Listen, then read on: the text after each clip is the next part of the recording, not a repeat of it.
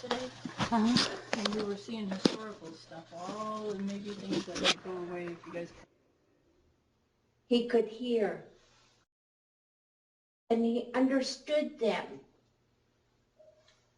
because there was no difference in the language. And when man came into this world, we too could speak the language of the animals. So there was no difference between the animal kingdom, the bird kingdom, the fish kingdom, and what was on the land. So we understood them, we could talk to them. That's why Tlingits can speak to the birds, to the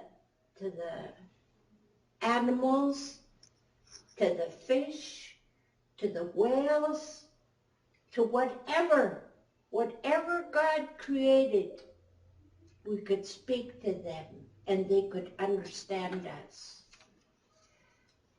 And they know, they could feel what we feel.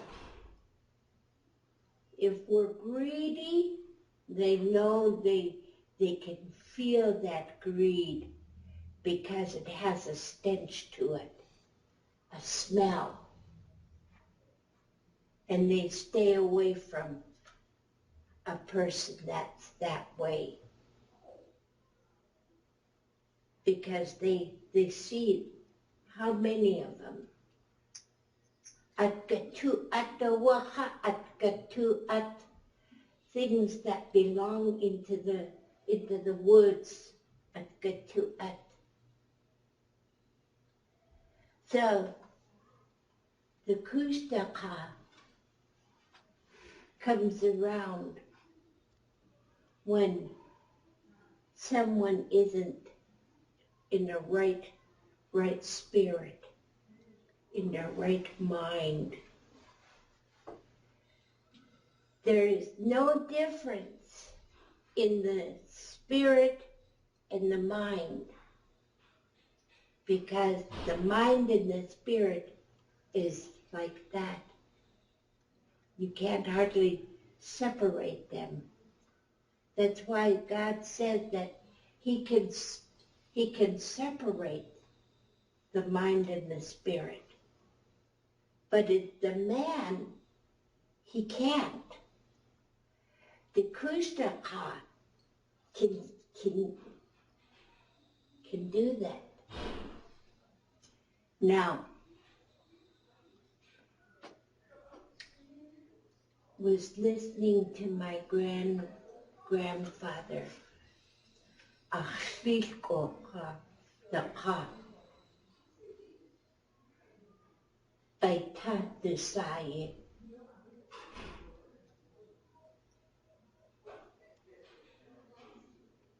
He told me,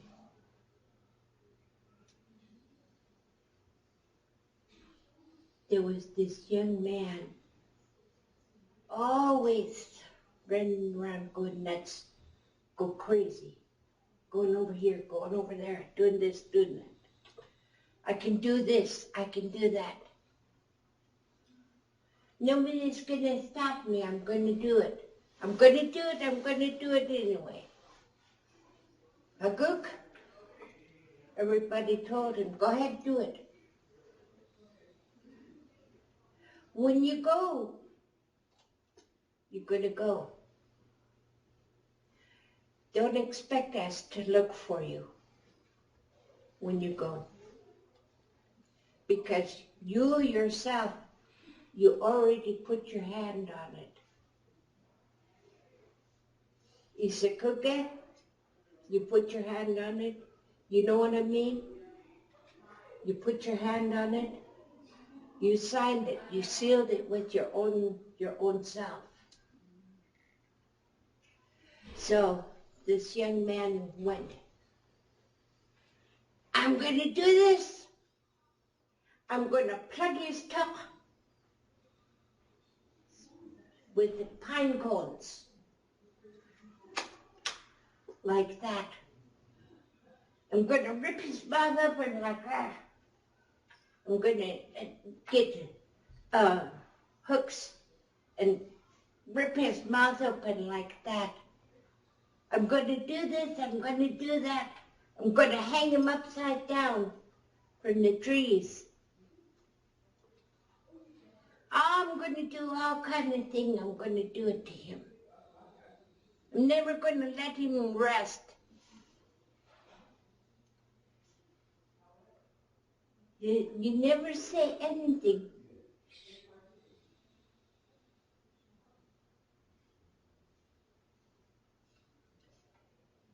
Because even the trees tell the story on you. The ravens, they tell on you. In the wintertime, they just, the wind carries the message to them. So, goes, I'm going to shoot him with my bow and arrow. I got a powerful bow and arrow. Kawatuka. I got a good, strong spear. I'm going to spear him. Then I'm going to take his hide. I'm going to rip it off of him. I'm going to do all this.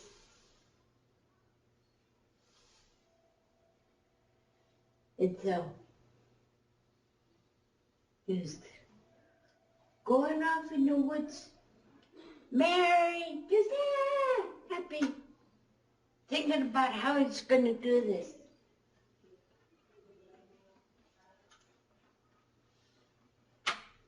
Looking around, up there, down. Something caught him up in the tree, upside down. Caught him upside down. Yeah, he's calling, help, help, ach eat misje, help, ach eat misje. Nobody cared. Nobody here to hear him. You could hear somebody on the wind, the echo. They could hear somebody crying for help.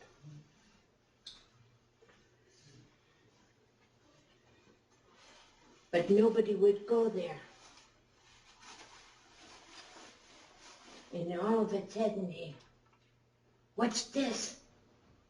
What's this? This big hairy person coming up to him. And he played him like a yo-yo. Wrapped him up, played him like a yo-yo. The same thing he told him, what he was going to do to him. Then he took him with his butt, spread his legs, stuffed him full of pine cones. The same way he was going to do to him. Stuffed him full of pine cones. Then he took the hooks, ripped his mouth open the same way. He said,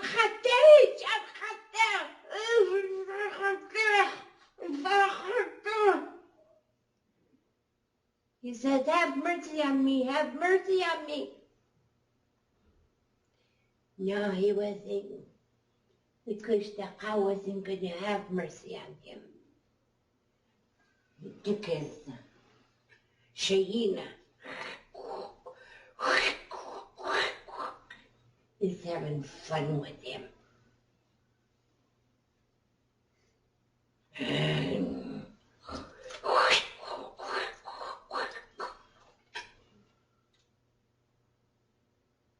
And then you're gonna skin me alive, huh?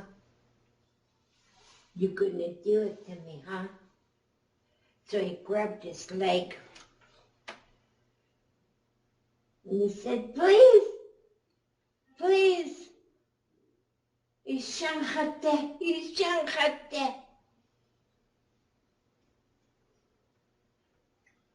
Have mercy on me. Ishanchate.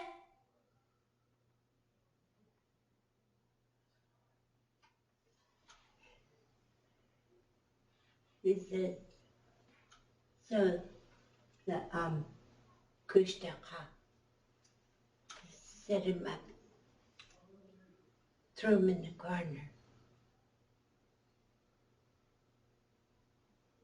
He said, you want to do this to me? You think that you're no more than me. But I heard every word you were saying. And how many times I've heard you say this. And why should I listen to you, believe you, what you said you were going to do to me? I'm ready to do to you. So he cut him.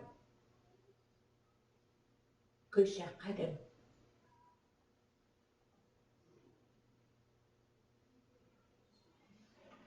He took his head, took the hair in his head like that. Gonna scalpel. No. He said, big tears coming down his face. Have mercy on me. Have mercy on me. Ishanchate, Ishanchate. Have mercy on me. Tekankau, Ishanchate. That's what he said. Even the Kooshdakhaa knows Tekankau. He knows our Lord. Even the Kooshdakhaa knows it. So the Kooshdakhaa stopped. He says, I want you to go back to your village and tell your children and your children's children and your children's children's children, all that who will believe you, I will let you go, but forever you will wear the marks that I will place upon you. So he didn't cut him no more, but he put his hand on him and scratched him. Do'atse. Scratched him in his thigh, in his arm.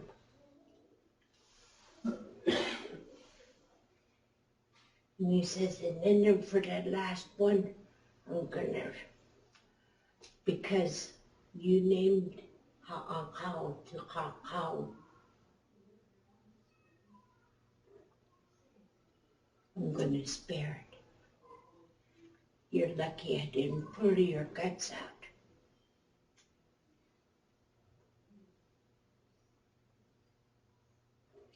So you see that? I can pull it out and I can put it back in. The stomach. Put it back in. He says, now you go back. And he says, I'll be watching you. And I'll be watching your offspring. And know it, I'll be playing little tricks on him when I throw little rocks and little pine cones. Once they pick it up, I got them.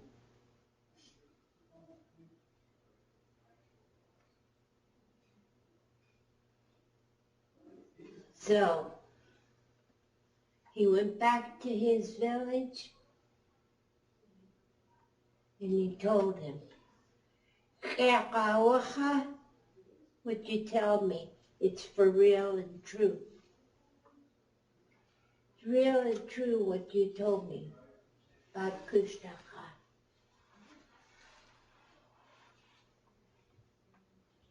And he told me he'll be watching us. And he'll blow in the cracks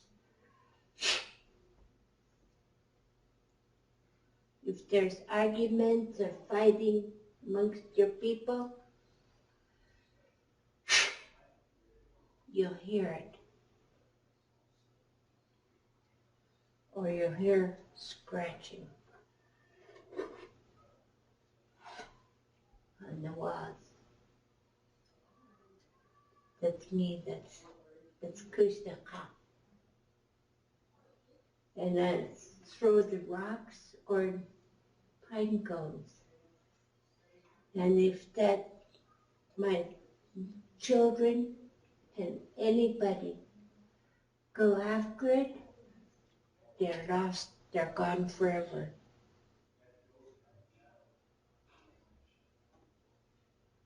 Never go after it. And I'll come to them, and he told me, I'll come to you as a friend, as your neighbor, and even your dog or cat.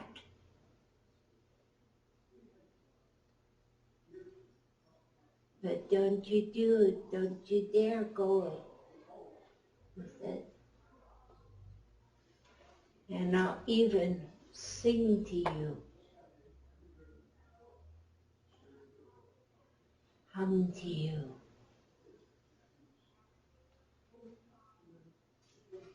So he told his people, and so the Tlingits know it. The Tlingit nation knows it. Even the Kooshdakhaa Canadians know it. Kooshdakhaa. They never mess around with it.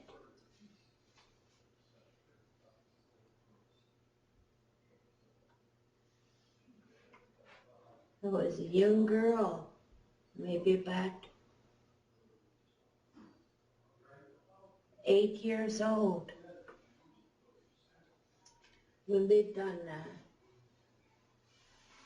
12 cabins or 20 cabins out on in Juneau. And my mom was changing my baby sister. My baby sister was crying. And I heard something. My dog was barking. And Mom says, "Go on out there and shush the dog up." And I opened the door to go to shush the dog, and then the dog started whimpering. And I opened up the door, and boom, I ran into fur. I saw like a rainbow around him. It was right at nighttime. Slammed the door right now. I knew what it was. The only way that you could get down was a small hole about like this here, because we lived in cabins.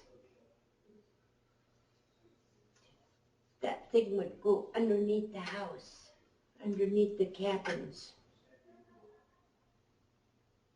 The water would come up.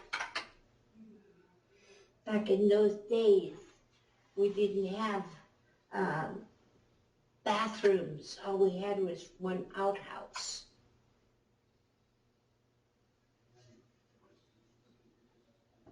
That thing would, once you made a come up against one, you never forget it. That was about another time this happened to me was in, I think I was about 44. I went up to Mom and Dad's house in Klukwan, and I saw something sitting at the living room table and looking in through the kitchen. And I saw something. What's that? I said, Dad, that's some show. Wait. What is that over there? Dad looked. He says, went about cooking breakfast or lunch. He said, nothing there. And I just kept. I said, Mom, there's a man out there. She says, yeah, I see him out there every now and then. I says, well, why don't you just chase him away or something? Because I'd just come back from California. I'd been gone for 18 years. Just come back. And that thing started humming to me.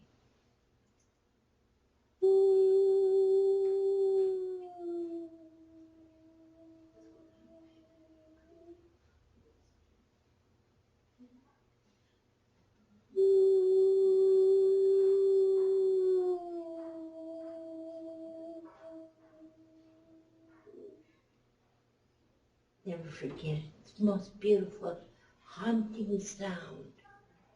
And I'd look at it, and it was hairy, all the way down. I said, Daddy, look at that man. He's hairy from head to foot. There's nothing there, honey. There's nothing there. Yeah, it is. It's humming to me. No, there's nothing there. Mama, there's nothing there on sur. I jumped out of the chair and started running out for the door, and my dad tackled me like a football player. Made it down to the door and fell down.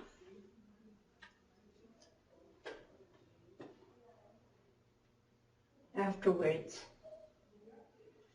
come back to the kitchen table. I said, Dad, what'd you do that for? I said, I wanted to go out there and see why that person is standing there. He said, honey, if you had gone out there, I'd never find you. He said, that was the Kooshdakhaa was trying to get you. So it doesn't matter where you're at.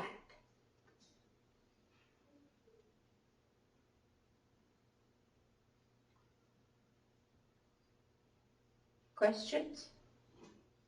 Story? Story. Sort of. In the same effect as it was explained to me in a sense by a friend of mine, old timer from Tennessee, and the other term that he used was the wild man of the forest. But he had a similar name, the way it sounds like when you pronounce that, is the sounds that, but when we were down in Pearl Straits, I don't know how many of you have been in Pearl Straits. Pearl Straits, Appleton Cove, Murder Cove, Poison Cove, Cosmos Cove. A lot of history down there, but yeah, I've been north and south, east and west and everything, and I've heard all the animals in the forest and everything, but it's that one sound that you can't place.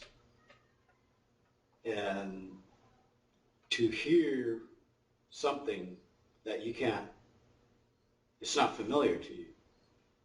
And we've heard things out in the forest before, but the one time that we heard this in the forest, an uninhabited island, totally uninhabited, we were by the ocean, and there was no explanation for it, but we've never heard anything make this noise before. And the thing about it was that the old timer that was on the boat, when we went back to the boat, he described it as the wild man of the forest. And in the Western society, it would be described as the Bigfoot.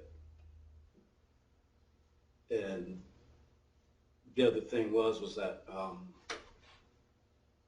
it was a flat, calm day like it is today, not a breath of wind, nothing. And it was beautiful out. It was, sound carried a long ways across the bays. And it was the only place we went in Pearl Straits that we could not get close to the deer, because the deer were 100 yards off and running before we could even get close to them. And the other odd thing too was that there was not a bird sounding in the whole area. Absolutely silent. And so we kind of figured that, this was, somebody had been in there before us, but that's the way the old timer described it, was that the wild man in the forest was chasing the deer already, so that's why they were all spooked. It made it really interesting to listen to him talk about it. And when Sally and I started discussing the Kooshdakhaa, it was real interesting, that sound that she made. I had heard that sound before coming across the Chilkat River, and I was absolutely stunned that she made the same exact sound. It is absolutely amazing to me, because I never told anybody about it until she started, And the other thing too is that we discussed too is that part of us is from this country. We are from the land, and we have spiritual connections to the land.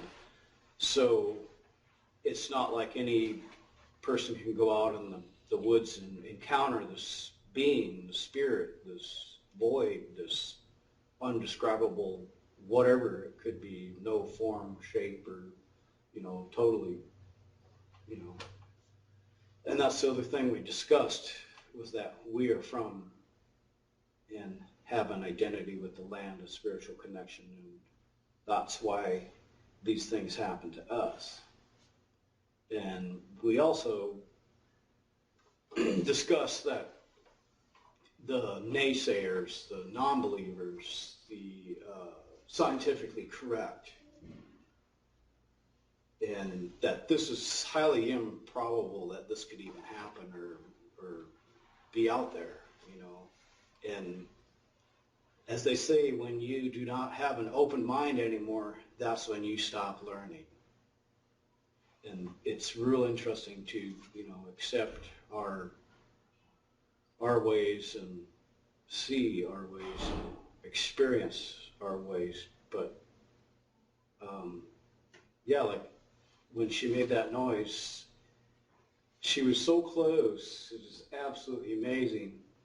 But it's the only way I could describe that sound was it was a angels calling, beckoning you. It's the feeling you get, and that's what they do is when they call you in. They're calling you in, and it's such a beautiful sound that you're compelled to go seek it out, and that's part of the experience. Yeah, it was really amazing to talk to Sally, and when she made that sound, I was absolutely floored because it was something that I had heard before. Never tell to anybody, but you know, whether they want to believe it or not is entirely up to them. But yeah, it's a real interesting subject to, and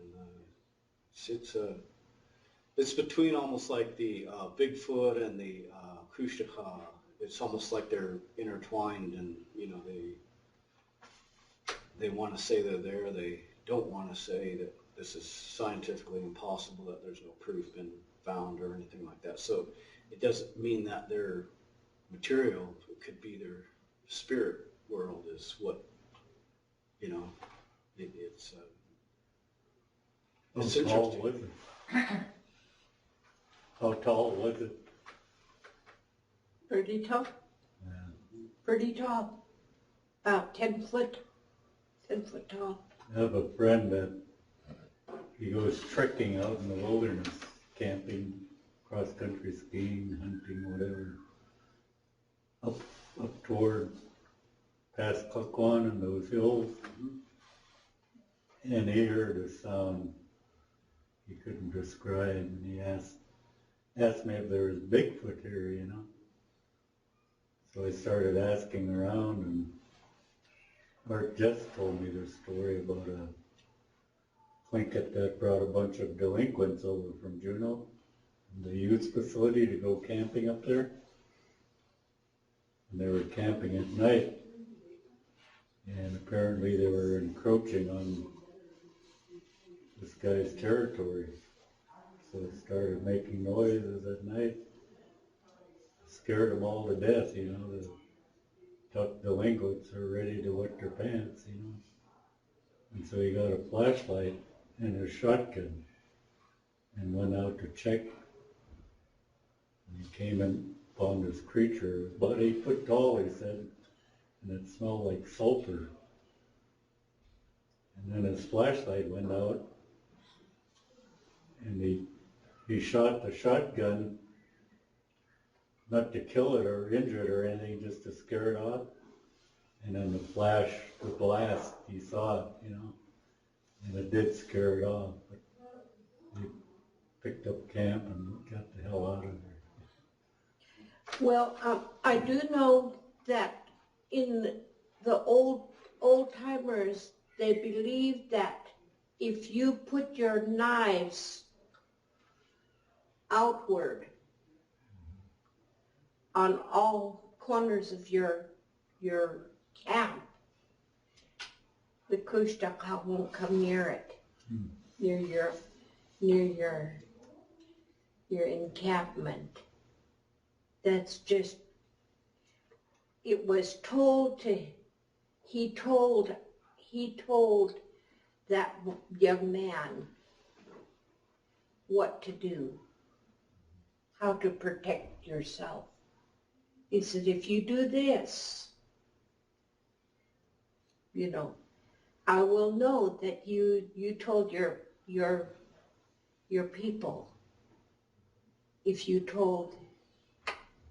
If they did this. So that's my dad. Anytime we went out hunting or trapping, the knives would be outward. That's it. And of course, the Devil Club would always be hanging there too, you know. Yeah. You know, it's funny how these things go. I was born in Sitka. Now, I consider myself to be one of these scientific types.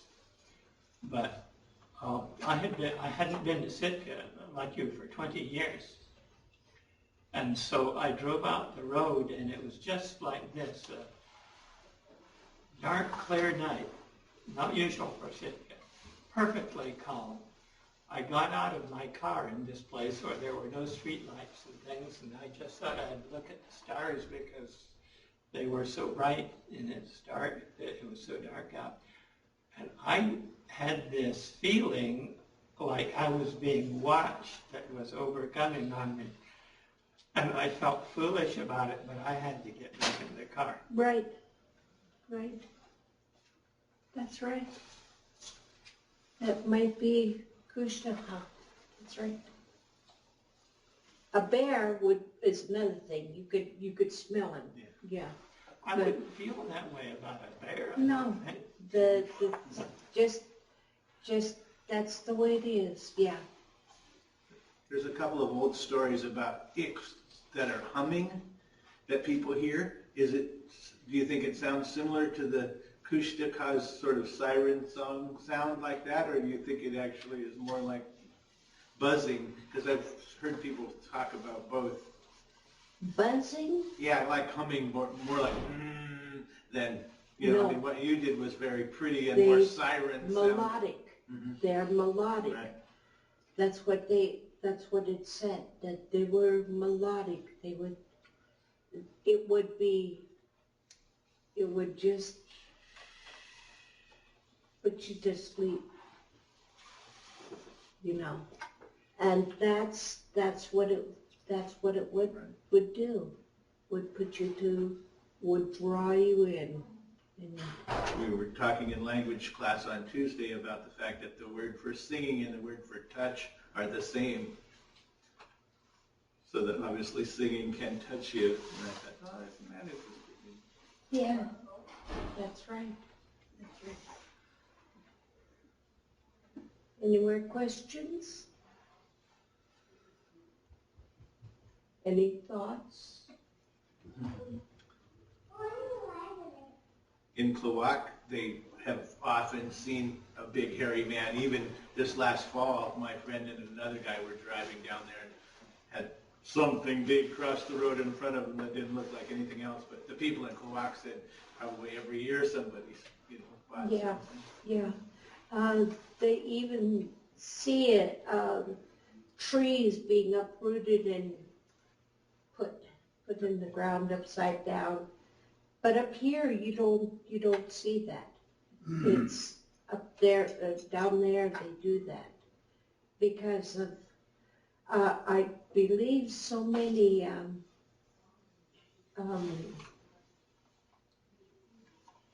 people that just encroach on their place.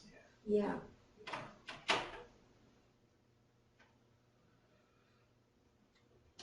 If there's no more questions.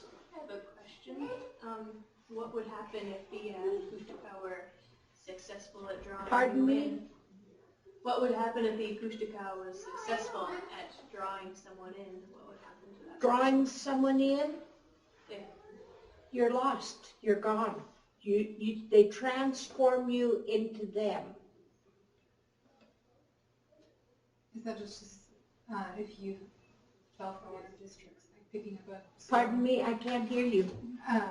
Would you be caught in the same way by the Kooshdakhaa if you picked up one of his stones? You said that if you pick up a pebble or a pine cone, that he tossed it like the children. He would That they would have. he would catch you. He would catch you. He would throw things. You know, if you're walking down a trail and you notice something being thrown at you just ahead of you, and you're wondering, did it fall from the tree, you know, or did somebody throw it at me? once you start wondering, did somebody throw it at me or should I pick it up? Oh, gee, that's pretty. And they'll try to throw nice, pretty things. They know how to catch you. They know ituwu. They know your spirit. They know what kind of a person you are.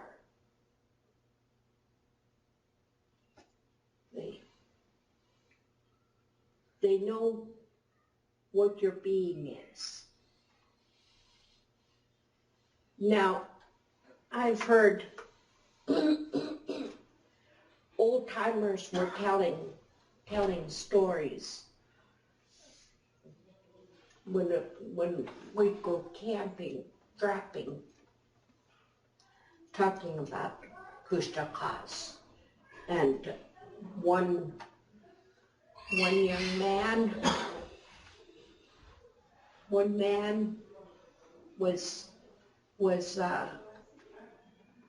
caught half man and half beast, was caught on the beach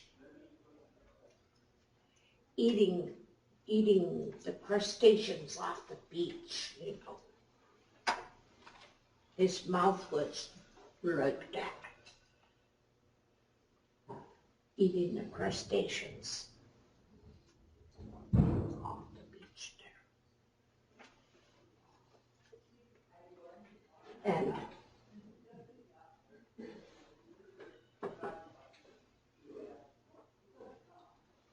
they saw him several times, and they prayed.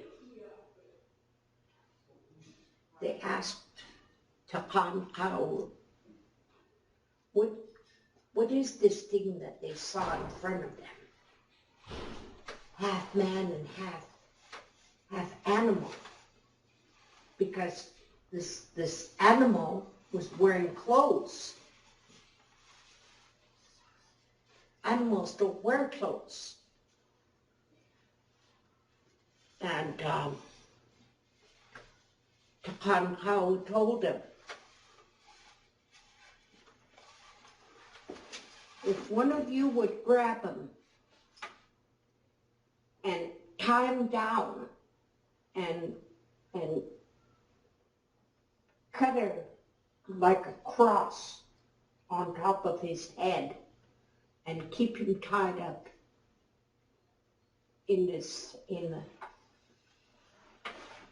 under your skiff and feed him fresh water. Don't give him salty water, fresh water. He will turn back into a man.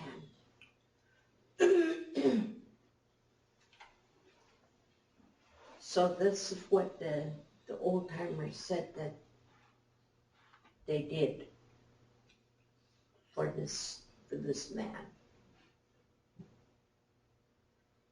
And here it was. Here this man was missing from his family, from the other village. What happened to you? He says, was out hunting, and I saw this pretty flowers and I thought it would be nice to put inside my book for my wife. And I saw the flowers kept going this way. And I'd see another one, much prettier than the one before. So I'd go over there and pick it up, get it. And pretty soon, I found myself in a cave with these people. Oh, They told me I can have something to drink and eat, have a good time there.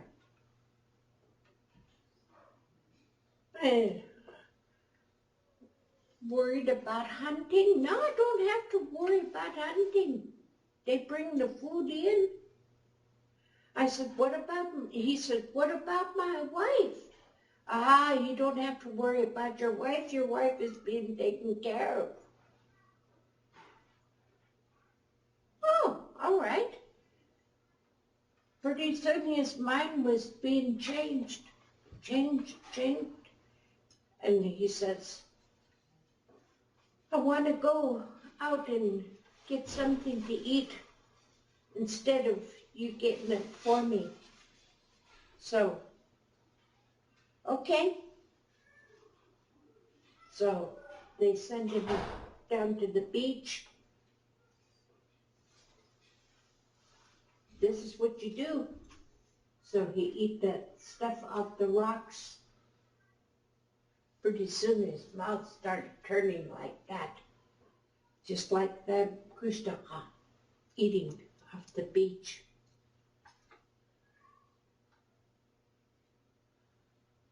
His mind changed.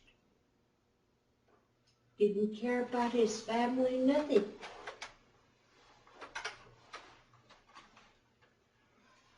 This was in 1932, I think it was in the Juneau newspaper. Admiralty Island was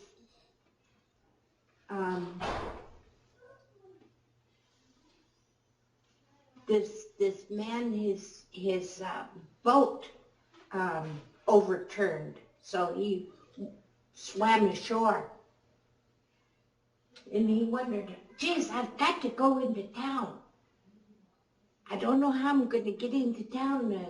All his belongings float away. And the people that was with him, they drowned. And pretty soon he saw a big war canoe. Bunch of natives in there. Oh, yeah, singing and just, in full regalia. So he called out to them. And so they came ashore. And so he says, can you take me to Juneau? And, okay, Juneau. So they took him almost right to the dock. And he went in and he got his cigarettes, his tobacco. And he started to light it up. And the next thing, the boat started sinking. Just all of it disappeared.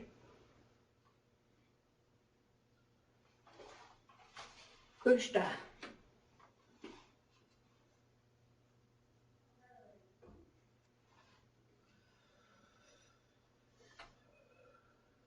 I need to take a break.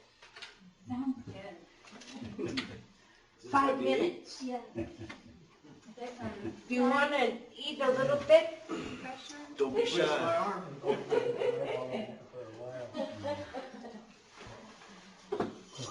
These. Can you guys hear everything okay? Okay. Yeah, we can hear you just fine. Alright, we're gonna take 5 minutes. And you can't have any video, fish.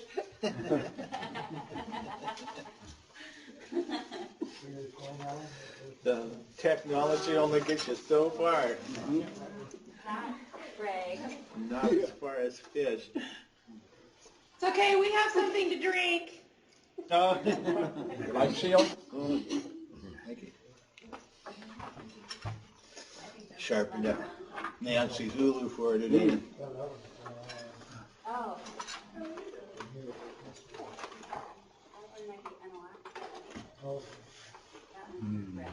Hey, now. Happy New Year.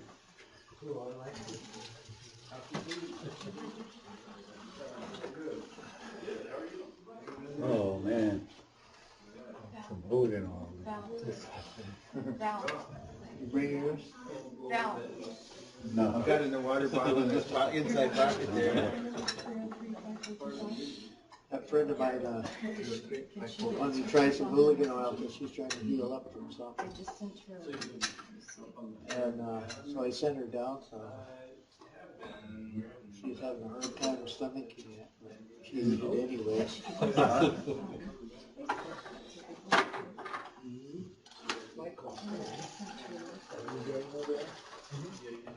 Just what? Oh.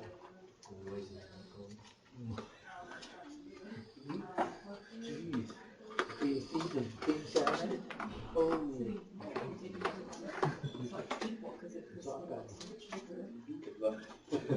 Jump in there, good. Work here. Is that okay? Or should I take a different one? Yeah. Okay. It's nice. Remember when you were out there, looking in your diaper?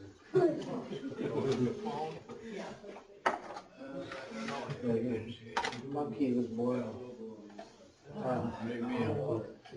Al's wife would borrow some tapes from us, some VHS tapes.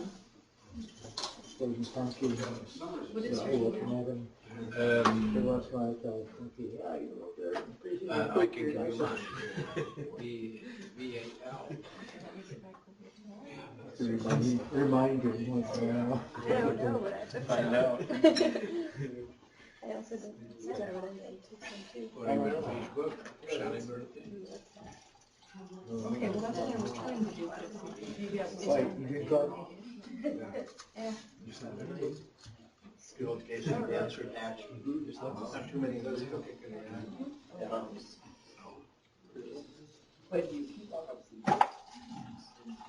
They're mostly all Sally. I mean, they're all Sally. Her clan is from those, and then these are. Sun and the moon and the swing away. They're pretty nice. That's what I was doing. Yeah. You have to look at it from different angles. Well, this is Hudson Bay. Looks almost like a. Strong image of never having it.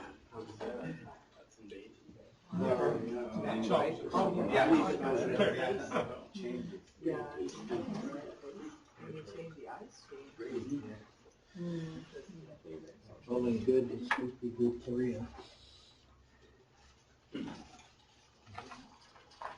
Get it year round. Yeah, same thing.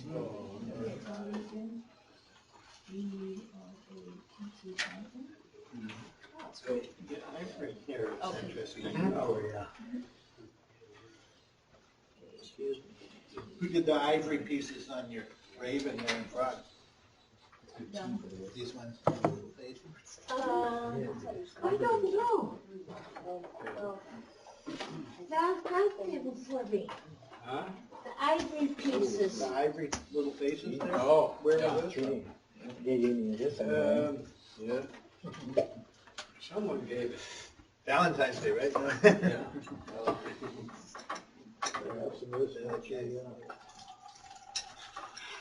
You know how this one goes to Oh, yeah.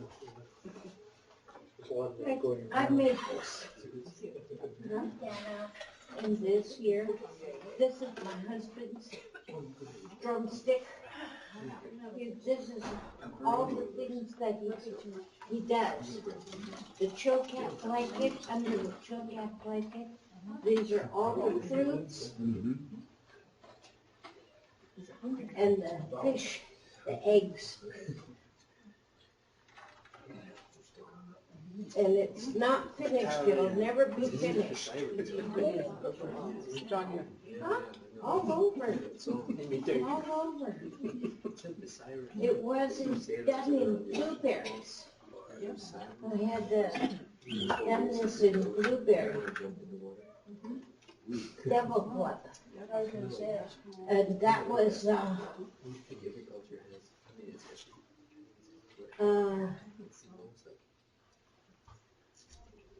in '08. This was '01. It was cut down in '01 and made in '08. And that is, the drumstick is in,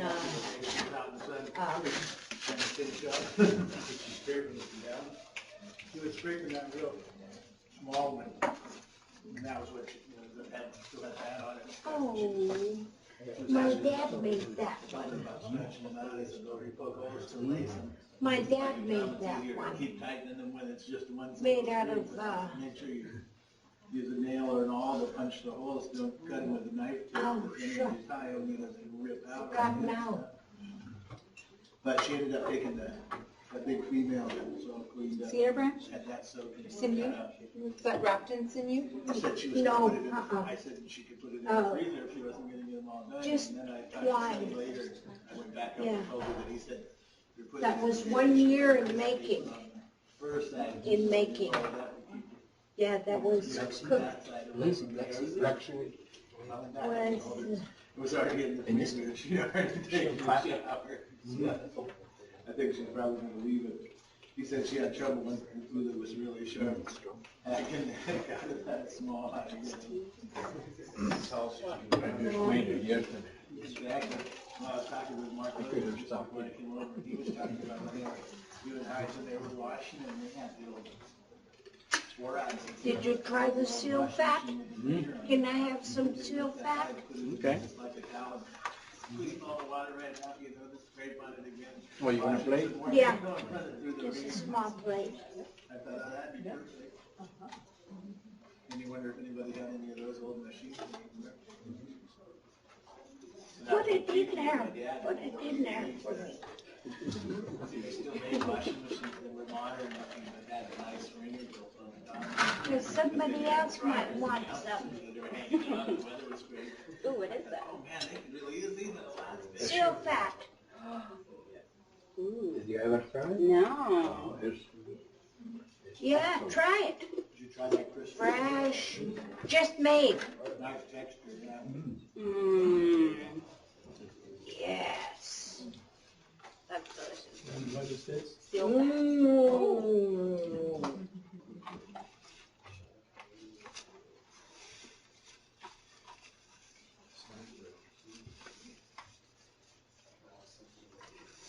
No one's touching my chicken crackers.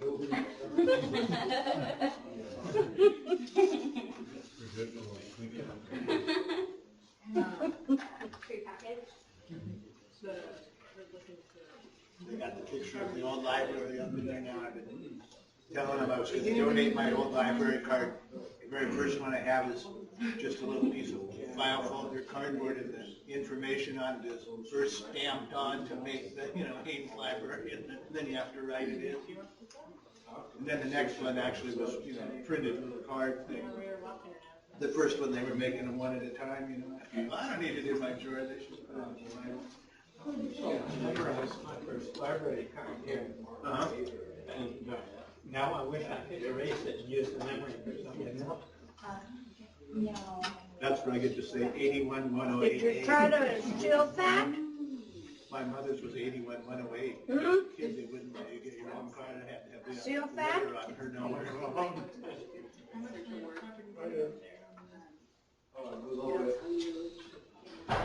Are you allergic to it?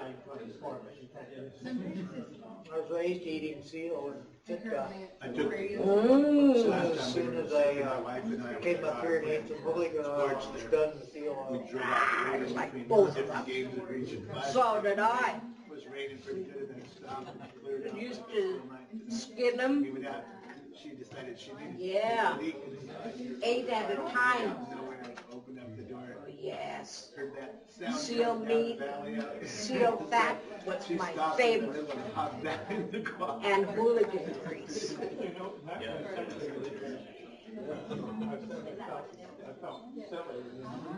I was raised on both of them. And like you I say, love you, Sally said you'd smell it there, you know, that's a whole different feeling than. From Point Lay. She's made whale oil. Yeah, exactly. She gets some cheese balls, hanging it underneath the sink, let it drip into a bowl. Mm-hmm. It's some pretty high stuff. It's good though.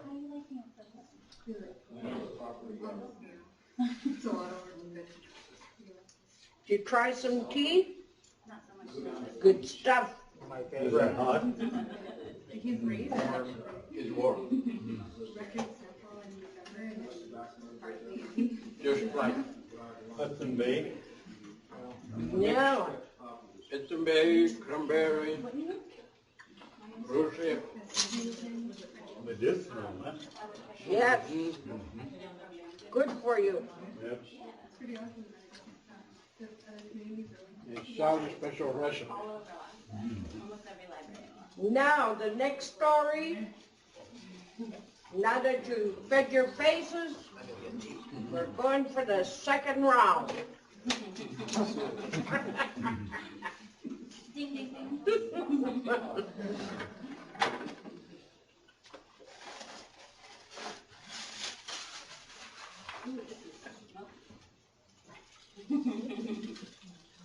She says that with a smile.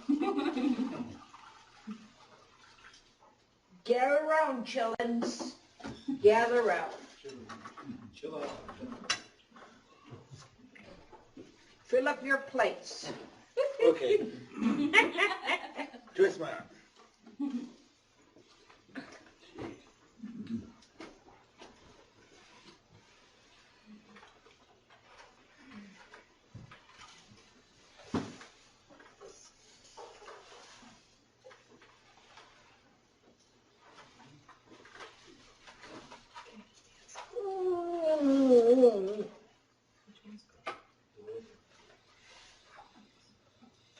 Now,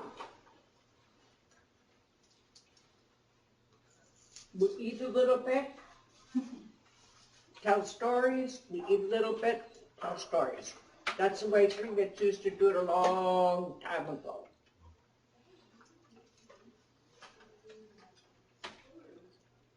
How come you're eating that white man's food?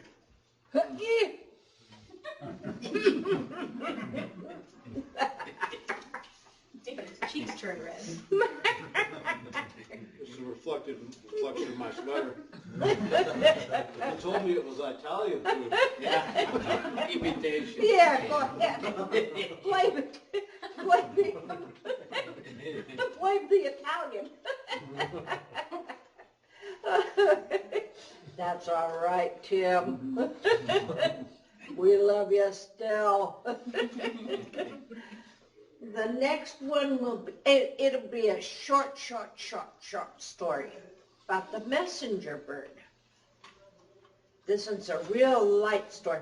Should we have a light story first or a heavy story first? Before we go to bed. Go home in the dark. I should have done it. Do the light one first. The light one first? Yeah. Because we're going to go home.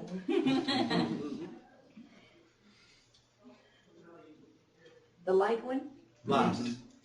Last? First. First. You're outnumbered. Yeah.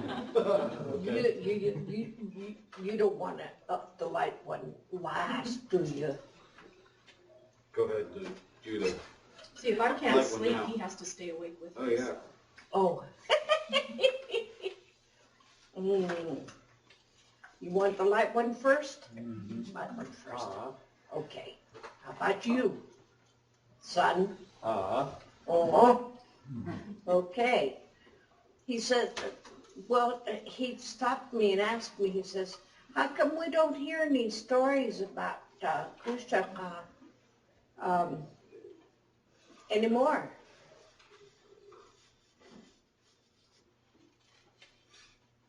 I wonder why. I've heard that saying the name and conjure. Is that true? Is that what you saw under the dock?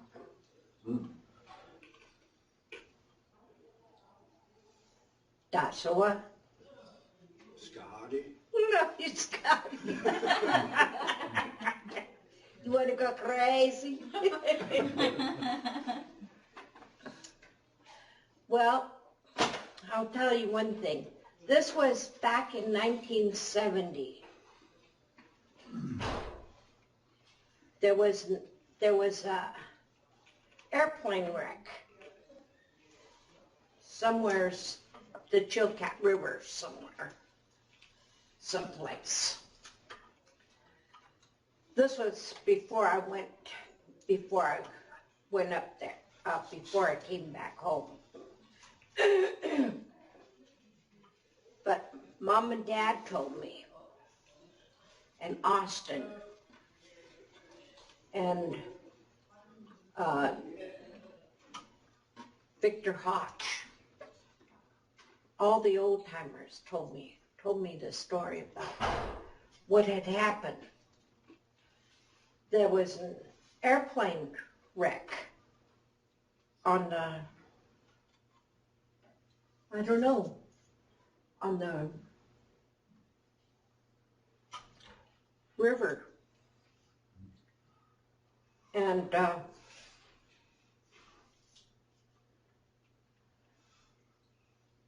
they saw what looked like some people pulling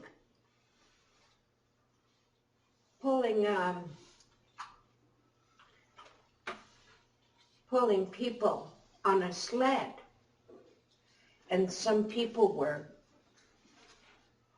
walking like on a limb, like, and they were Tlingits along the shore. It was wintertime, and they were calling to them, "Come on over, help us." And Dad is, "No." Victor says, not going to go over there. And so they talked amongst themselves. They definitely weren't going to go over there. And here it was, right before their very eyes, was the people pulling that injured on the, as a matter of fact, your grandpa was there too. Pulling those people on the wing of made a sled. They were pulling. And Victor told Daddy, my dad, it says, "Ocher,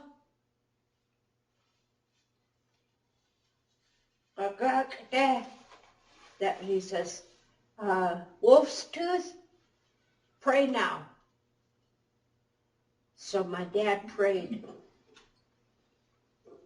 And he prayed to the God in heaven to open the eyes to see what it was, people or what was on the Chilkat River, Chilkat Flats. It was Kooshdakhaa. Your grandpa was there. Ask him.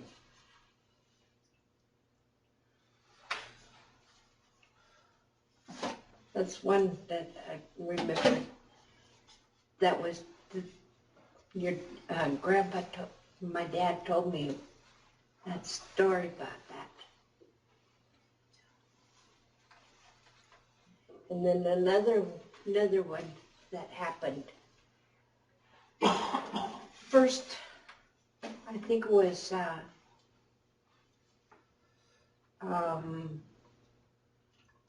I was there just a month and a half, just after Christmas. And Jerry, my brother, and I was down at the house there, and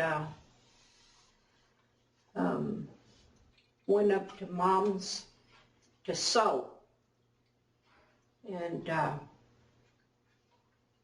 was 3 o'clock in the afternoon, you know, it was starting to get dark. My brother came in, Jared came in, and he bopped me upside the head. I was already 40 years old, bopping me upside the head. What'd you do that for? And Mom says, don't you know she's your mom? Because if anything were to happen to my mother, I would take my mom's place. And he says, don't you dare do that again. And why you change your clothes so fast? What are you talking about? He says, ask Sandy Stevens. Sandy Stevens can tell you. He saw you. What are you talking about? You in the white pants and red Hawaiian shirt and your long hair flowing. Mom, I've been here all the time. He says, no, you weren't. He said, I saw you down there calling out.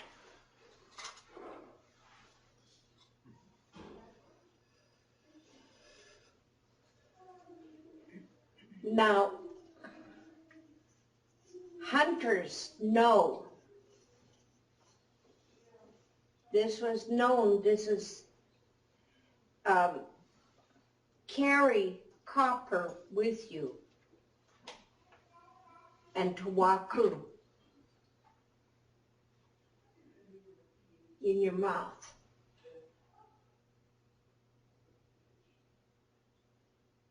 Jerry didn't have tawaku and Sandy Stevens told my brother, he says, do you have a penny? Put a penny in your mouth. That's copper.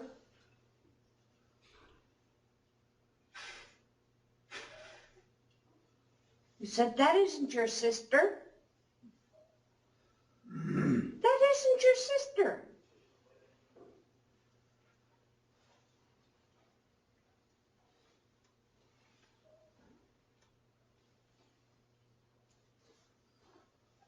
Those things are real.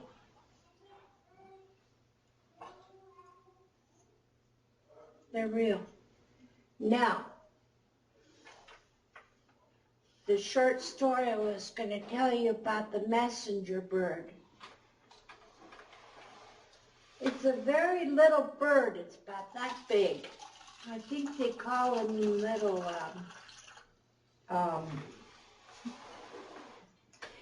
it's kind of yellowish green, little birds, tiny little things.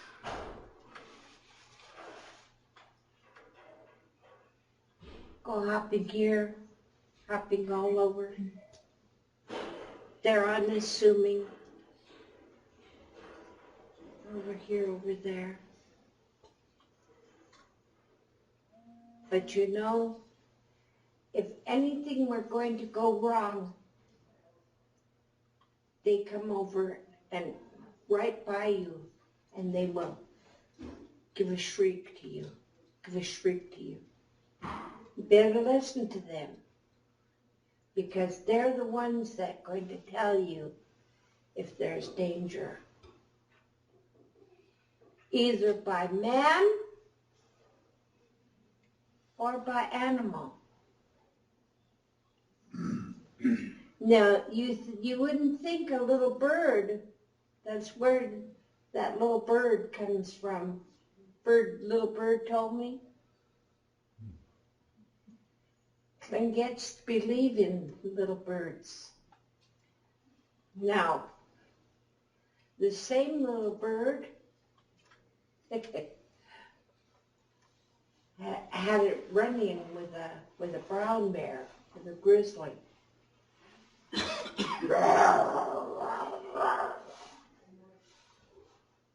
Growls throughout the woods.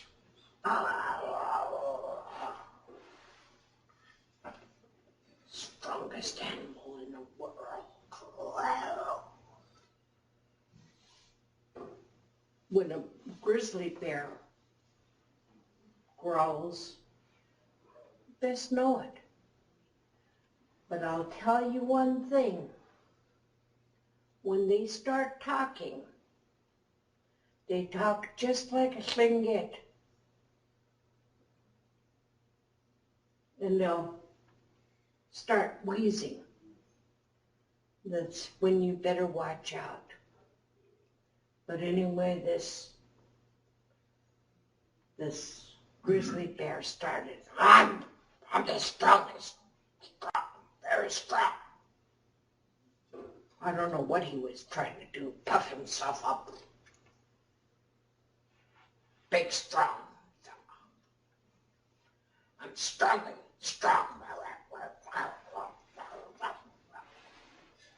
I don't know what happened to him, but he was talking this, getting everybody all upset, talking about being strong. So, this little messenger bird, he stands up in front of him. You're strong, huh? Yeah. One blow, this won't be nothing left of you. As a matter of fact, when I start and breathe on you, all your feathers will be gone. That's what you think, huh? He says, we'll see about that. We'll see about that. That's what the little messenger bird said. Right. So the bear went to sleep. So the messenger bird went crawling up his leg, through his anus, crawled up his anus all the way up inside, pulled his, shh, quiet, telling a story here, serious.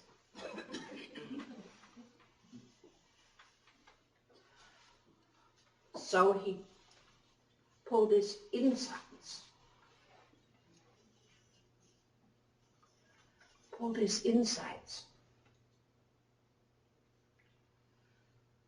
Insides. Pull it. Pulled that whole thing out his anus. Then he tied it when the same thing, hemlock root, the roots of the hemlock, tied the hemlock roots around it.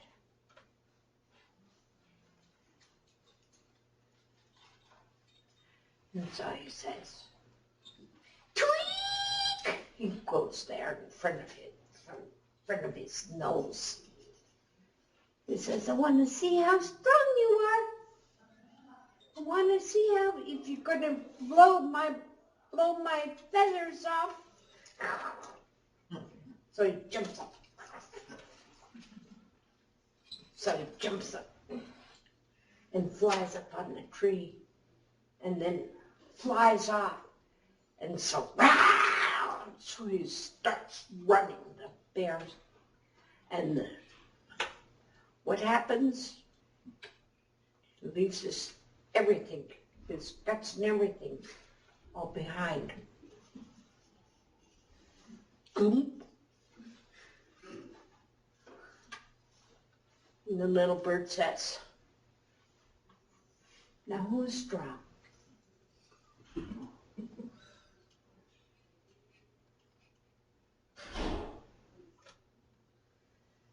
No matter how big you are, there's always a way that they'll find some little man to fight.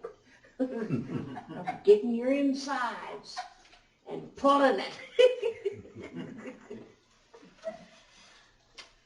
Dead!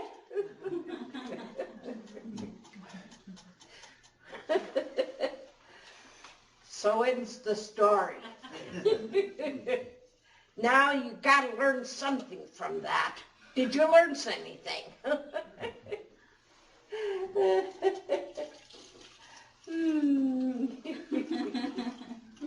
That was the light story? That's a light story. That is a light story.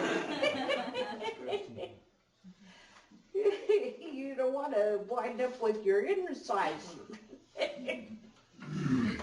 So best watch out. Now,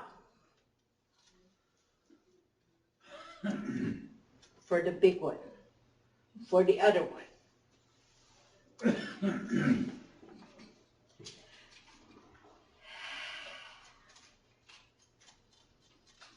This was before white man ever thought of ever coming to Alaska.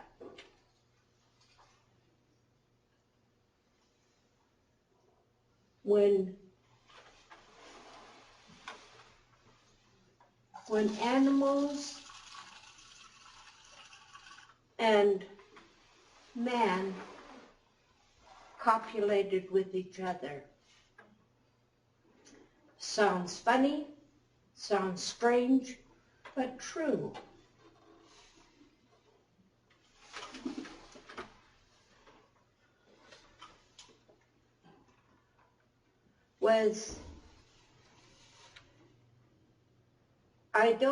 I don't know the man's name. I'm not from the Bear Clan. Now from the Bear Clan people, they would know the man's name. But I don't. I'm not from that clan.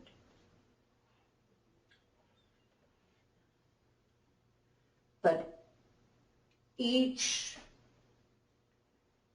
clan has their story of the bear. So I'm telling the story from the raven's point of view, from the frog clan's point of view.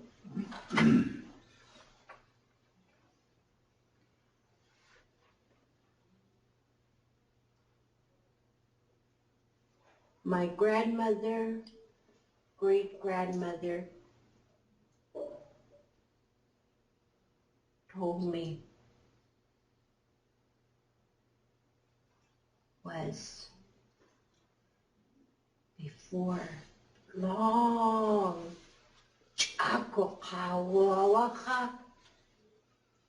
long time, ancient time.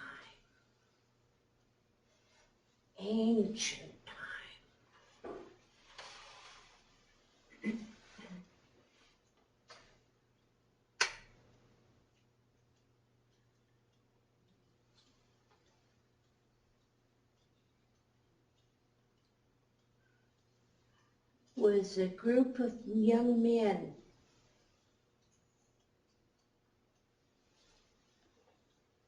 going out on a hunt.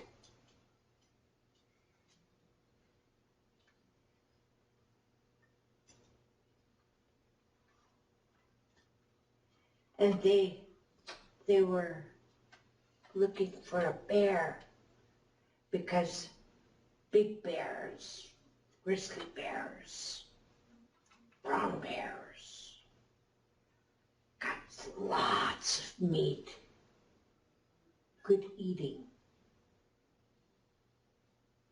lots of meat on them, 1,000 pounds. The skin, they can use the skin.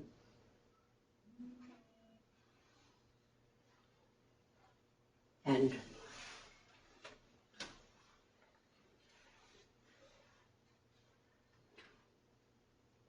they split up. You go this way, you go this way. You're gonna meet around. When you find one, spear him this way, and I'll spear him that way. Gonna shoot him this way. Well, at that time they didn't have any guns. They used bow and arrows and spears.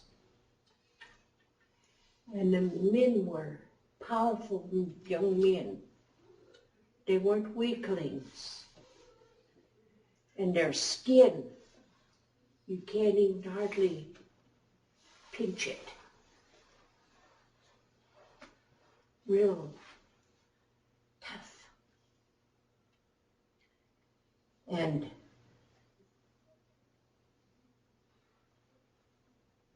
they spotted one. Oh, where is this?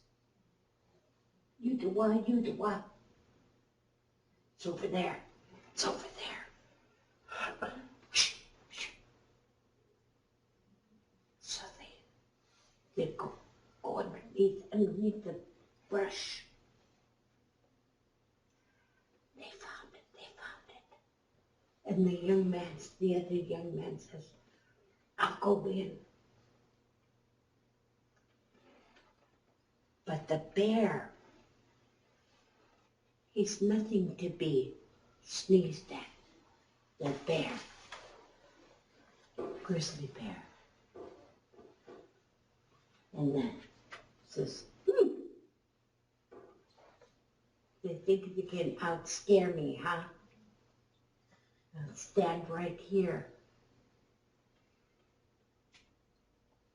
So he went, stood up real tall. Won't move a muscle. So the man walked right past him.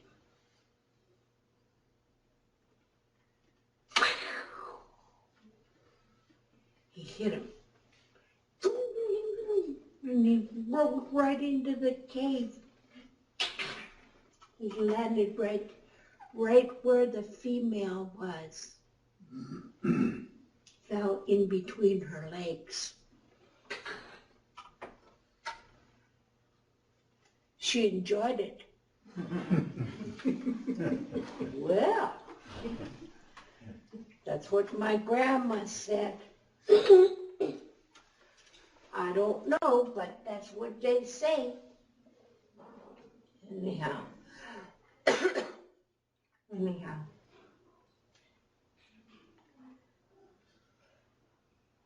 The male come in, the male bear come in. Kooshdakhaa, Kooshdakhaa. She says, what man? You only threw the glove in. What glove? Right here, this glove. You didn't throw no man in here. You only threw the glove in here. So the male bear, I couldn't have made a mistake, but he went out anyway. Went looking for that man. While he was still looking for that man, the other guys killed him. Killed the male bear. And then the female bear kept the man.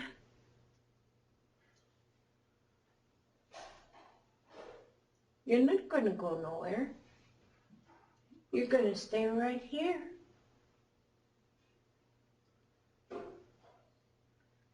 She opened up her coat. Oh. Ooh la la la la la la, he said to himself. She was a hot mama. Yeah. Haguk klapte. He didn't think anything of it himself. Gook. He stayed with that woman for almost 5 years. Had children by her. And so they had little ones, three children, 3 little bears. And he told his wife, he said, you know, I get lonesome. I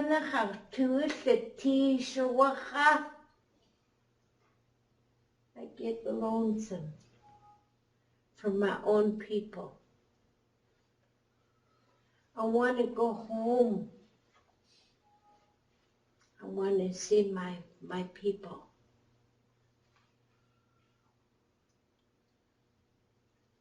She says, but if you go, you won't come back to me. He says, I'll come back. He said, besides that, you have my children. You have my babies. You think I'm going to leave my babies? He says, I'm not going to leave my babies.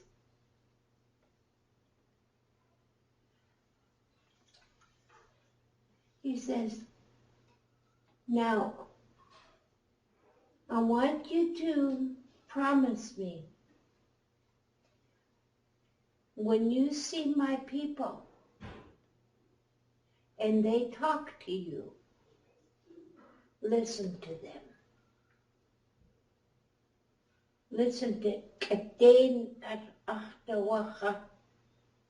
listen to them carefully. They're going out to get some food for themselves to eat too. So when they tell you,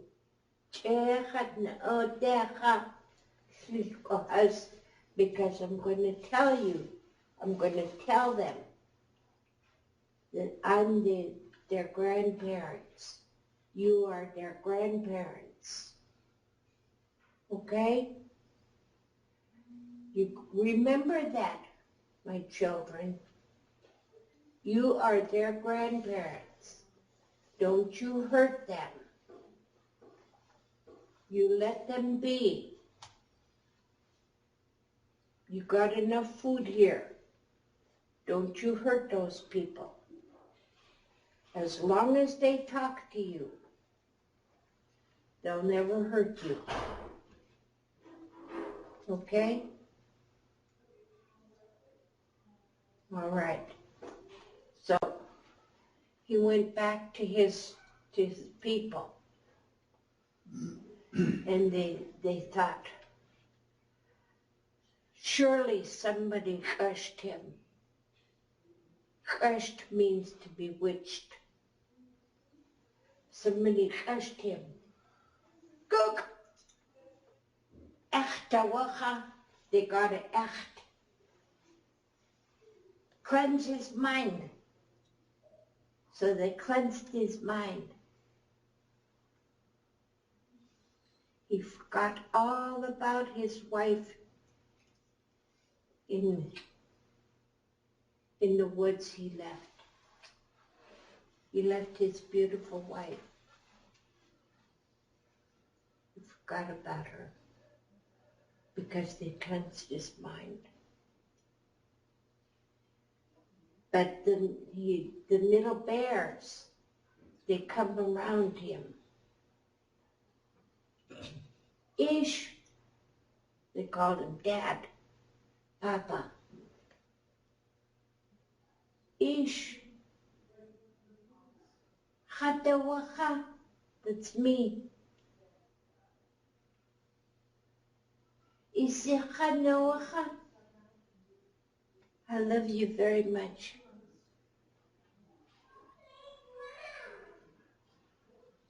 And so he heard that, them talking to him.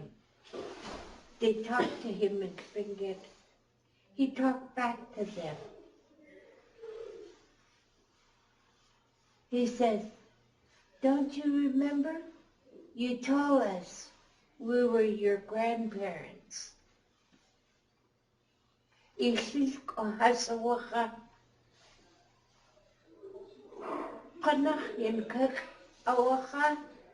Were truly your grandparents. So he was starting to remember.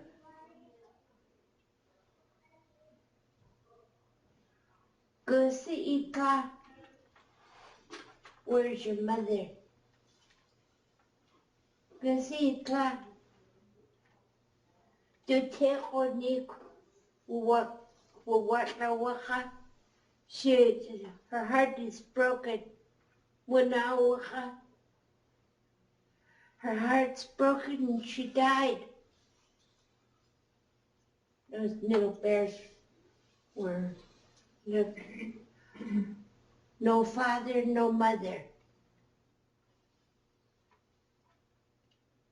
So secretly he would go and take care of them.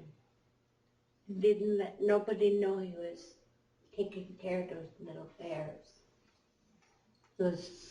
Pretty soon they started getting bigger. He says, now you gotta go back into the woods.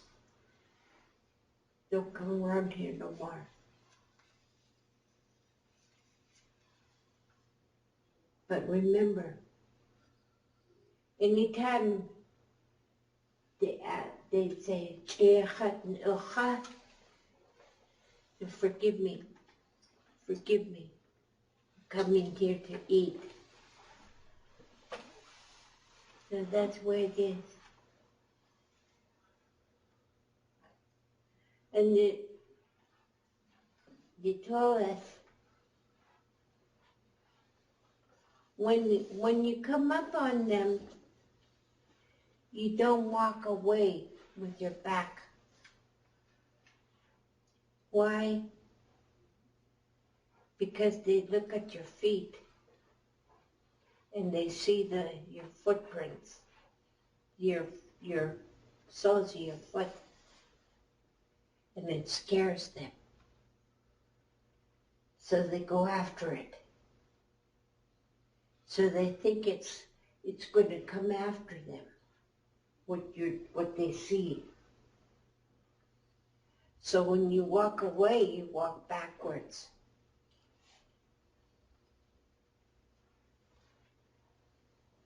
Quietly.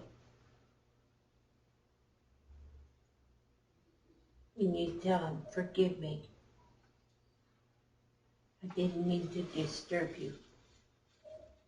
And go your other way by yourself.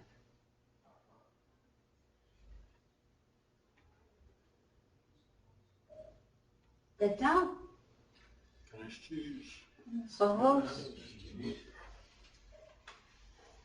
Time to eat now. Go ahead.